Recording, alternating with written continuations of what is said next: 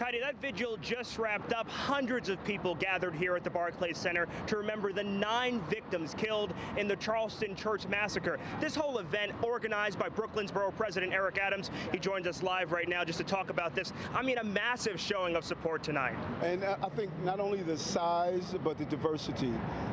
Clearly, as I moved around the borough, hearing how people were in pain, and they needed a way to show that they were not alone, and we saw that tonight. I mean, the speeches that were given today, the religious leaders from Muslim to Jewish to Christian, just talk a little bit about that. And that was the diversity we're talking about. It was about how do we go inward, and if we want to find answers, it's a very spiritual way, but it's very practical, and we have to do real things to start the process of healing, not only as a country, but as a borough and as a city, and that's what we saw. You asked the people in the crowd to shake each other's hands, and I had people coming up to me, shaking my hand, hugging me.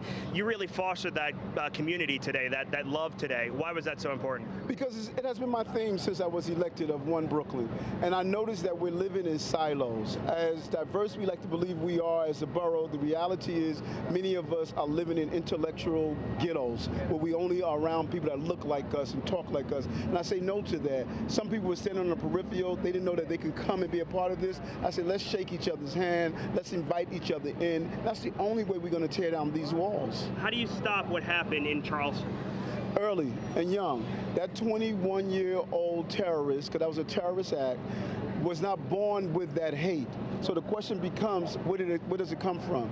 So the indictment was not only on him, it was on us as a country, that we are raising young people who hate other groups based on their religious, ethnicity, or lifestyle, and we need to stop that from happening. That is the real terrorism that we're fighting. That is the real issue that we're dealing with in this country. Thank you so much for joining us, and it was an emotional day here. A lot of people coming together here at the Barclays Center to really mourn the losses of all those people killed in the massacre. That's the very latest live at the Barclays Center in Brooklyn. Myles Miller, Pix 11 News. Thank you, Myles.